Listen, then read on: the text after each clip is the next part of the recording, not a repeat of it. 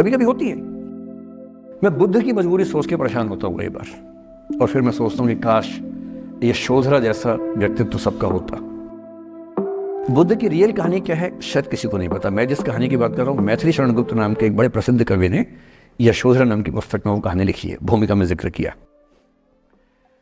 बुद्ध बचपन से ही थोड़े से वैरागी किस्म के व्यक्ति थे। उनकी कुंडली देख के एक ज्योतिषी ने बताया भी था। माता पिता बहुत परेशान थे, शुद्धोदन उनके पिता का नाम था। माता पिता ने बहुत कोशिश की कि इस बच्चे का मन विरक्त न हो। अच्छा महल बनवाया, सारी सुविधाएं दी। जैसे ही बुद्ध थोड़े से किशोरावस्था में आए, उस समय की दुनिया की सबसे खूबसूरत महिला से, लड़की से, यशोधरा से उसकी शादी करवा दी। यशोधरा के पिता ने काफ़ी एग्जाम लिए बुद्ध जी के, वो सारे एग्जाम में पास हुए, तब जाकर शादी हुई। ऐसे नहीं हुई, शादी हुई। तो बुद्ध भी ठीक था, रमे रहे उस जीवन में। बेटा हुआ उनका राहुल। अब बुद्ध की विरक्ति का भाव बढ़ता जा रहा था।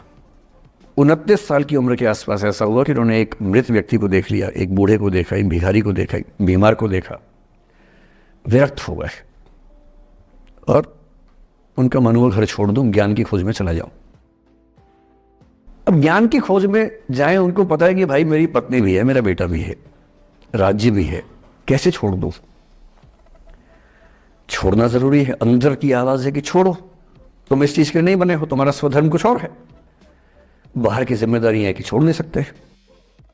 मैं अनुमान करता हूं कि बुद्ध ने शायद अपने पिताजी से कहा हो कभी कि पिताजी मैं बहुत परेशान हूं, छोड़ना चाहता हूं। तो पिता ने समझा बुझा के मना किया होगा कि बेटा शोभा नहीं देता, ऐसा मत करो। हो सकता है पत्नी से भी बात की हो, पत्नी ने भी कहा हो कि ये क्या बात हुई, हम सबका जीवन तुम पे टिका है, बच्चा अभी बिस्तर से भी नहीं उतरा है, अभी तो चलना भी नहीं शुरू किया है, तुम ऐसी बात कर रहे हो। इसका जिक्र नहीं मिलता इतिहास में कि ये बात हुई कि नहीं हुई। और एक दिन बुद्ध ने तय किया और वो आधी रात को पत्नी और बेटे को सोता हुआ छोड़ के चले गए। इसको बौद्ध परंपरा में महाभिनिष्क्रमण कहते हैं, बुद्ध का अपने घर से निकल जाना। अब बुद्ध चले गए, लेकिन मैथिली शरण गुप्त यशोधरा के पर्सपेक्टिव से बुद्ध को देख रहे हैं। यशोधरा बहुत परेशान है, भाई पति चला गया है, बच्चे का पिता चला गया, मजाक थोड़ना है। राजा परेशान है कि उनका उत्तराधिकारी चला गया है। यशोधरा इतनी परेशान है, बहुत लंबे समय तक छंद आते रहते हैं कि वो कितनी बेचैन है, कितनी परेशान है। लेकिन यशोधरा की सबसे बड़ी परेशानी इस बात से नहीं कि बुद्ध चले गए, इस बात से है कि बिना बताए चले गए, भरोसा नहीं किया। और वो अपनी सहेली से कहती है, सिद्धि हेतु स्वामी गए, यह गौरव की बात। मुझे गर्व है कि मेरा पति इतने महान काम के लिए गया है।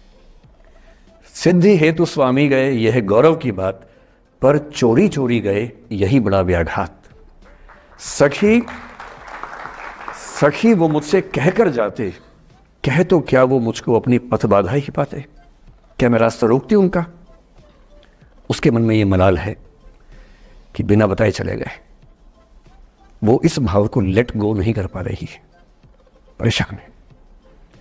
फिर बुद्ध को ज्ञान मिला 6 साल की तपस्या के बाद, बोधगया में बोधि वृक्ष के नीचे ज्ञान मिला। बात फैल गई। जो 5 शिष्य बुद्ध को छोड़ के भाग गए थे उनके बुरे वक्त में, उन्हीं 5 को बुद्ध ने सबसे पहले ज्ञान दिया सारनाथ में, जिसको धर्म चक्रवर्तन कहते हैं। बुद्ध की ख्याति बढ़ने लगी। शुद्धोदन ने बुद्ध के पास, अपने बेटे के पास कई लोगों को भेजा ये कहने के लिए कि भाई यहां भी तो आओ, हमसे भी तो मिलो। बुद्ध का ऐसा प्रताप था कि जो उनके पास जाता वो बुद्धम शरणम गच्छामि हो जाता, वापस ही नहीं आता। तो फिर शुद्धोदन ने बुद्ध के बचपन के एक दोस्त को ये कह के भेजा, भैया मैं जानता हूं तुम वापस नहीं आओगे, पर प्रभावित होने से पहले बोल देना कि पापा याद कर रहे थे। तो वो गया, उससे वायदा निभाया, हो तो गया, बुद्ध के संग में दीक्षित हो गया, पर वायदा निभा दिया। तो बुद्ध ने कहा जरूर जाऊंगा, पिताजी की आगे तो जाऊंगा ही जाऊंगा। बुद्ध पहुंचे अपने कपिल वस्तु, जो अपना इलाका था, वहां पहुंचे। पूरे कपिल वस्तु में, नेपाल सिद्धार्थ नगर से नेपाल जाएंगे तो नेपाल बॉर्डर पे कपिल वस्तु है। मैं देखने गया था वो जगह जहां बुद्ध पैदा हुए थे, बड़ा सुंदर स्थान है, आप भी जाकर देखिएगा अभी। तो बुद्ध पहुंचे रात को, एक धर्मशाला में रुके। अब वहां हल्ला मच गया कि राजा का बेटा धर्मशाला में। बुद्ध ने कहा भाई मैं देखो राजा का बेटा बन के नहीं आया हूं, मैं बुद्ध बन के आया हूं। सुबह उठ के भिक्षा मांगने लग गए उस इलाके में, अपने ही पिता के राज्य में। पिता ने सिर पीट लिया कि भाई क्या कर रहे हैं। फिर बुद्ध ने सूचना भिजवाई कि मैं बुद्ध हूं, बेटा हूँ संयोग से, ठीक है, मैं आ रहा हूँ मिलने के लिए, पर मैं बुद्ध होके आया हूँ, मेरी चर्या है, नियम है, मैं भिक्षा से ही जीवन जीता हूँ अपना। ठीक है, पिताजी ने कहा चल कोई बात नहीं। फिर बुद्ध गए पिता से मिलने, पिता से मिले, सबसे मिले, भरी सभा में, लेकिन यशोधरा नहीं आई मिलने के लिए, लेट गो नहीं कर पा रहे थे। उसके मन में दर्द था, छुप के क्यों गया, बता के जाता। बुद्ध ने पूछा पिता से कि यशोधरा कहाँ है, तो बोले कि वो कह रही है कि अगर बुद्ध मिलना चाहेंगे तो खुद ही मिलने आएंगे मुझसे, मैं क्यों जाऊंगी भाई, आत्मसम्मान भी तो कोई चीज़ है, मैं क्यों मिलने जाऊंगी। तो बुद्ध मिलने गए। सोचिए कमरे में यशोधरा बैठी है, राहुल साथ में है। अब राहुल थोड़ा सा बड़ा हो गया है, 6-7 साल का है। बुद्ध गए हैं।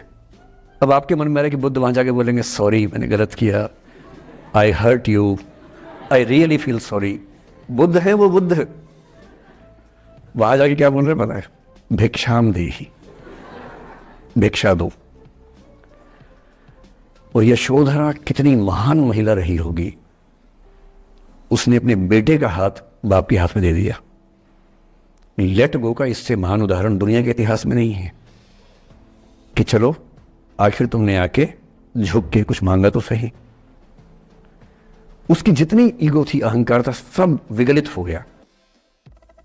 और जो औरत परेशान थी कि मुझसे बिना बताया गया, उसने अपने बेटे को दे दिया कि इसको लेके जाओ, क्योंकि मैं जानती हूं कि तुम महान काम कर रहे हो, और तुम महान काम कर रहे हो तो मैं क्यों बीच में आऊंगी भाई, मेरा पति महान काम कर रहा है तो मुझे खुशी होनी चाहिए, और तुम्हारी उस खुशी में मैं क्यों पीछे हटूं। बस मुझे भरोसे में लेके जाते तो और खुश होती।